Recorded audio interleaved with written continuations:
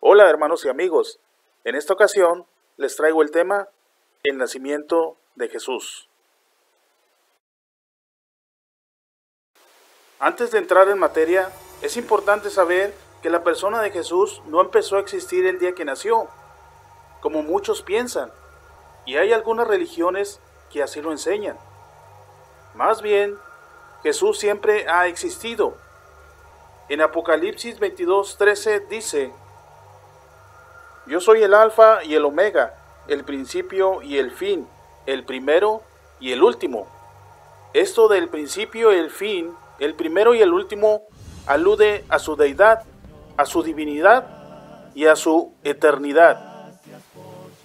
Él siempre ha estado junto al Padre y el Espíritu Santo. Él mismo ha sido parte de la creación de todas las cosas, sean invisibles o sean visibles. Leemos en Colosenses capítulo 1, versículos 15 al 17 acerca de esto.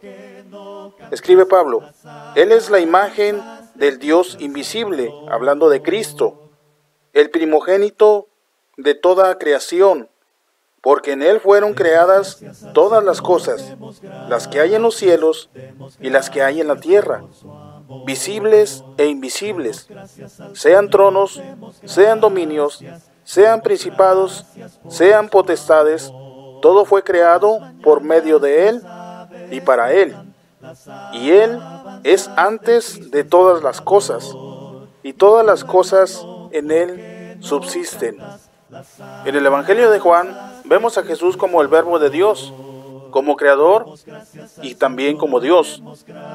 Leemos Evangelio de Juan, capítulo 1, versículos 1 al 3. En el principio era el Verbo, y el Verbo era con Dios, y el Verbo era Dios.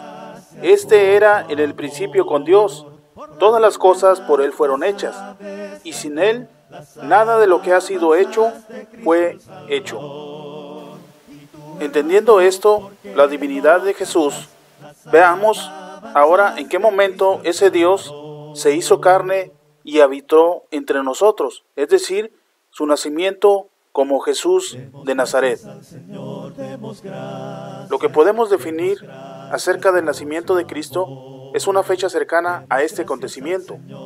Esto es porque para Dios no era importante que el mundo recordara su nacimiento, sino más bien su muerte, sepultura y resurrección, por la importancia del perdón de pecados que vendría por su sacrificio en la cruz. Para esto necesitamos ver algunos elementos bíblicos para establecer una fecha aproximada al nacimiento de Cristo. El primero de ellos es el nacimiento de Juan el Bautista, registrado en el Evangelio de Lucas. ¿Por qué necesitamos ver el nacimiento de Juan el Bautista? Porque es el relato que arroja más datos que podemos cotejar para sacar una fecha aproximada al nacimiento de Cristo. Veamos. Empezaremos hablando de Zacarías. Era el padre de Juan el Bautista. Este era sacerdote judío que ministraba en el templo en Jerusalén y pertenecía a la clase de Abías. Leemos Evangelio de Lucas, capítulo 1, versículo 5. Hubo en los días de Herodes, rey de Judea, un sacerdote llamado Zacarías, de la clase de Abías. Su mujer era de las hijas de Aarón y se llamaba Elizabeth. ¿A qué se refiere la clase de Abías? Es una antigua orden sacerdotal levita que constaba de 24 sacerdotes que les tocaba ministrar aproximadamente 15 días al año, que iba por turnos. Y esto siguió hasta los días del nacimiento del Señor Jesús, conservando los nombres de esos primeros sacerdotes para turnarse en la administración del templo. Por eso dice el texto de Lucas que Zacarías, padre de Juan, pertenecía a la clase de Abías. Esto lo podemos ver en el Antiguo Testamento, en el primer libro de Crónicas, capítulo 24, versículos del 7 hasta el 19. Ya sabemos lo que quiere decir de la clase de Abías. Ahora veamos el anuncio del ángel del Señor a Zacarías sobre el nacimiento de Juan el Bautista. De ahí sacaremos el primer indicio de una fecha para ubicar el nacimiento de Cristo. Leemos. Aconteció que ejerciendo Zacarías el sacerdocio delante de Dios según el orden de su clase, conforme a la costumbre del sacerdocio, le tocó en suerte ofrecer el incienso, entrando en el santuario del Señor. Y toda la multitud del pueblo estaba afuera, orando a la hora del incienso. Y se le apareció un ángel del Señor puesto en pie a la derecha del altar del incienso. Y se turbó Zacarías al verle y le sobrecogió temor.